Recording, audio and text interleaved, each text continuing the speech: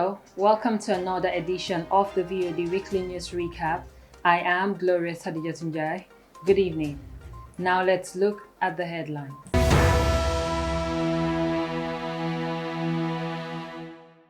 The Ministry of Health launches the National Multi-Sectoral Strategy. RAM dealers expresses their sale challenges. Police dispatches vendors at the Serekunda market. Government plans to renovate and remodel the Independence Stadium. Majak certifies its first batch of ethical journalists. Nene versus the states. Now let's look at the news in details.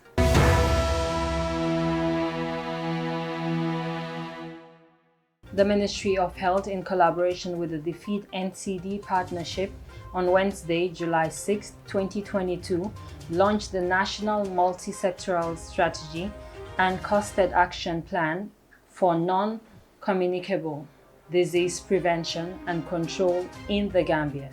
This event was held to create awareness of the strategic and its costed action plan to all partners, supporting the control of NCDs and their risk factors, and to gain support from all the stakeholders and partners to fully implement and fund this action plan. Dr. Amadou Lamin Samate, the Minister of Health, led the presentation and said that the guided document presented was to give a direction to the health sector in the country and simply in dealing with NCD. Your Excellency, here today we present to you the National Multi-Sectoral Strategy and Costed Action Plan for Non-Communicable Disease Prevention and Control in the Gambia 2020 to 2027. He said that there has been an increase in cancer as 175 were detected, increasing in 2020 to over 1,000. The country representative of the World Health Organization, who also present at the event and highlighted some statistics on the numbers. Fat, sugar. If we take different sectors, how do you play a role? If we take agriculture can play a role by promoting a healthy and safe production that will promote good health. Trade can regulate the content and the labeling of food products and beverages, thereby helping reduce the risk again, before it happens. Education can teach students about the risk of non-communicable diseases and how to prevent it through healthy diet and physical activity practices, which can be, I remember from my school days, things that I learned in my primary school are still in my printed in my brain. I will never forget them, and I practice them. So this is very important. Education is also contributing to this. Individuals should take also responsibilities. Individual, we can only change if we want to change ourselves. Everybody else can help us, but without our commitment and conviction, nothing can happen. Uncontrollable diseases have killed, and he said that these diseases have at least killed about 41 million global in the world, and that's equivalent to 1% all diseases worldwide. The event was the first meeting of this national multi-sectoral group, and they plan to be meeting biannually to ensure multi-shareholders continued collaboration across sectors and to report to all partners progress in implementing this action plan.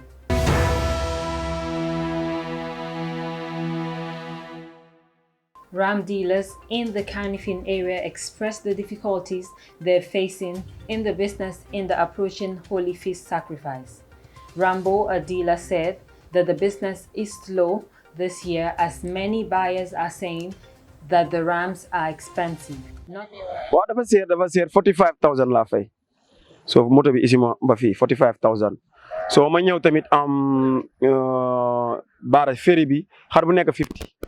understand nga so fay naa tamit Sénégal comme seen douane ñi da nga leen a fay ama foo romba checkpoint boo romba da ngaa fay ba nga egg Gambia checkpoint boo romba da ngaa fay ba nga egg Gambia so nga ñëw Gambia nga fayaat xar bu nekk $50 understand nga right now fii da ngaa fayaat KMC understand nga so doo dee xam nag wante sant yàlla bu baax a baax parce que am nañ tamit different catégorie xar boo xamante ni bu nekk ak lu mu dee jar. Yeah. Not knowing what they went through to get their rams in the country.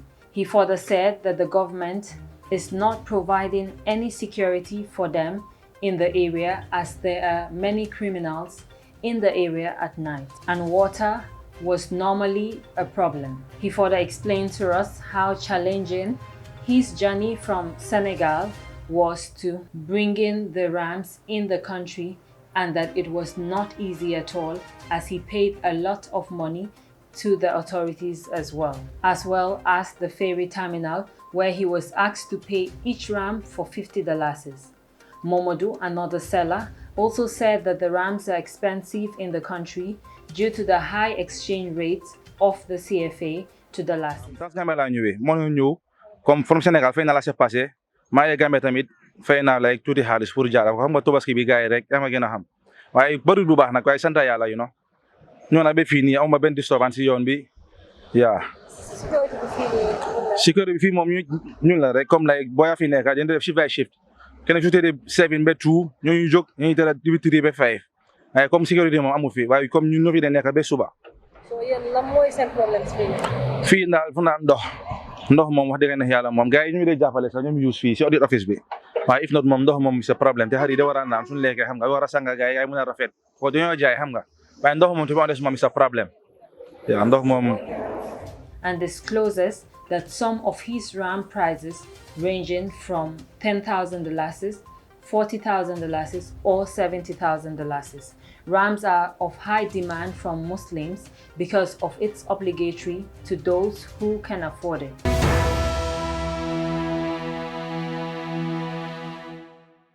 Police dispatch vendors in the Serekunda market that normally sells along the streets ahead of the Tobaski feast, locally called Wanter. After shopkeepers inside the market called on the police to send them away from the market, the vendors said. Suleiman, one of the street vendors and a Senegalese, said that the police are giving them really hard times in the market just because they are foreigners. Sénégalais sax xamuñu parce que ñun Sénégalais dañoo sonn fii baax man bu ñu nee Sénégal ak Gambie benn bopp la kenn mënu koo xar ñaar daf may jaaxal parce que ñun Sénégalais ñu ngi fii ci biir Gambia mënuñ fee am jàmm te Sénégalais bu demee ba mënul am jàmm ci biir Gambia kon ñun xamuñu fan lañu dee amee jàmm parce que Sénégal ak Gambie benn la kenn mënu koo xam ñaar boo demee tey ji Sénégal marché Colobane am na marché boo xamante ne marché Gambia lañu ko tuddee foofu Gambia ñu ngi fay am jàmm ñu ngi am jàmm ak salaam ñu ngi liggéey kenn dérangé wul leen kenn sonul leen si dara mais ñu Sénégalais bu ñu nekkee fii di liggéey ñu ñuy sonal ñu ñuy dàq ñu ngi bëgg a liggéey pour dans suñu doole ñu sàcc ñu feeñu defuñu dara dañuy liggéey rek xam nga ñaan ñu kenn dara ñu jógee ba Sénégal si pour liggéey ñu ñëw fii nag policier ñu ñuy sonal ñu duñ fi liggéey duñu am fi jàmm. He also said that the Gambians are in Senegal doing the same thing they are doing, and there is a market in Senegal named after Marche Gambia, where many Gambians are, but none of the police there is sending those people away.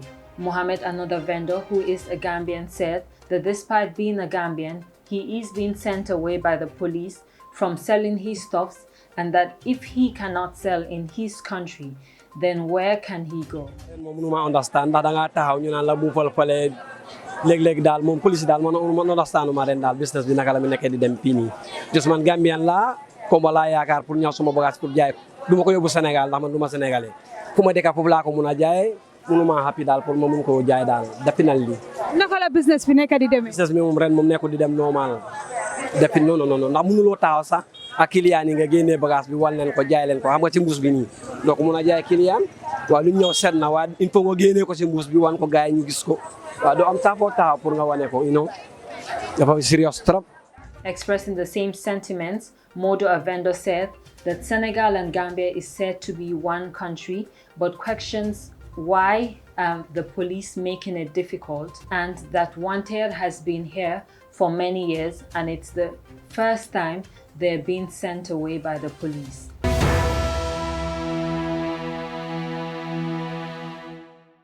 The Ministry of Youth and Sports released a statement to assure the public, especially sports enthusiasts, that the ministry is committed to doing an everlasting fix to the stadium's perimeter. Disqualification from hosting matches, which is likely due to non-comprehensive assessments and cosmetic renovation that secure only one match or seasonal approval.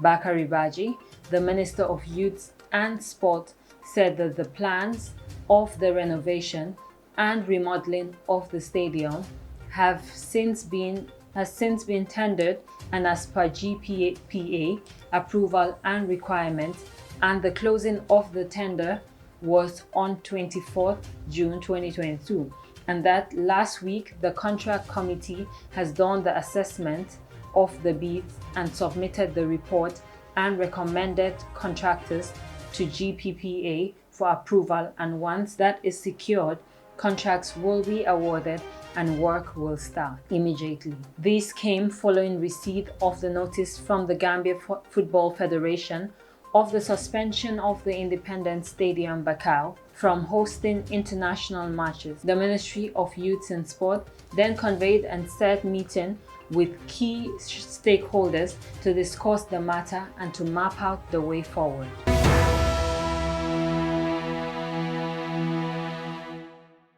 The Media Academy of Journalism and Communication on Monday, July 4, 2022, conducted a graduation for 21 journalists as it's the first batch of ethical journalism at NANA after concluding a 5-week intensive training in ethical reporting. Mr. Sang Mendy, Managing Director of MAJAC, said the capacity building to enhance ethical and responsible journalism programs is designed to produce trustworthy and responsible journalists. Whatever it is, as a people who have gone through a 5-week intensive training, we expect nothing but being ethical and guiding people, your colleagues in the newsroom, to be as ethical as possible. As manager, I have had the most positive reviews about a course offered at the academy. I was told the attendance was about 90 to 100%, or 99 to 100%. Whatever is responsible for that, I don't know. Is it because of the allowances you were giving, or because you were concerned or you care about the media losing its trust? Which one was it? Not the allowances. Okay. So whatever it is, ladies and gentlemen, we will have to investigate and adopt it in our subsequent programs. But I am convinced that one of the reasons why you all were punctual and regular is because you care about your credibility and the credibility of the media. Mr. Chair, ladies and gentlemen, let me remind the graduating class or graduating students that the building capacity to enhance ethical and responsible journalism program is designed to produce trustworthy and responsible journalists who would tackle ethical dilemmas that come before them for the interest of society. Who would tackle ethical dilemmas that come before them in the interest of society. I am aware that there would be impending factors that may serve as a challenge for you to practice what you have been taught, ethical journalism, whatever it is. As people who have gone through a 5-week intensive training, we expect nothing but to be ethical and guide people, your colleagues in the newsroom, to be as ethical as possible. Adama Juve, a student of MAJAC and a graduate, thanked the organizers for the training and that she acquired a wide scope of ethics about the profession. My name is Adama Diouf from the Media Academy for Journalism and Communication. Despite being the fourth most important estate, we've been blamed for certain misconducts. As journalists, if those that should serve and save the public turn to manipulate the public with imbalanced, opinionated, and sensationalized stories, then it becomes deeply worrying. This team here has been equipped with a lot of ethical principles I believe will help change the narratives. We've been challenged to display high professionalism in our journalistic works, so we'll make good use of the skills. Every story will be an honest search for the truth. The training was funded by Freedom House in partnership with USAID and implemented by the Media Academy, MAJAC.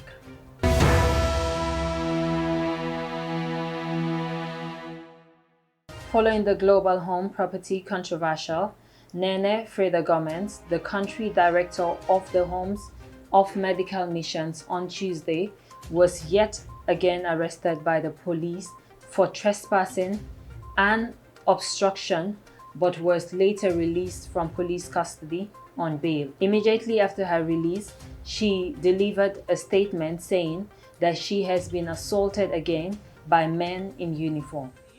Apparently, court orders are being flaunted and then work is going on here. Work is going on here.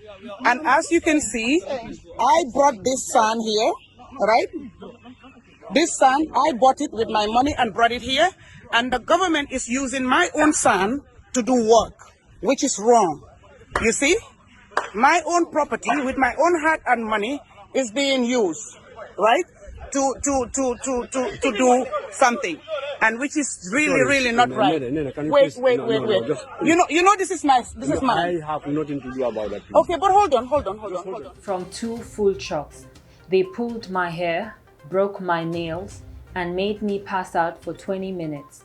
But I'm still relentless, and the government must follow the rule of law, she said. Following Nene's arrest on the same day, a journalist, Yusuf Taylor, aka Flex Dam, and activists by the name Killer Ace were also arrested by the police and charged for obstruction following the global home property saga.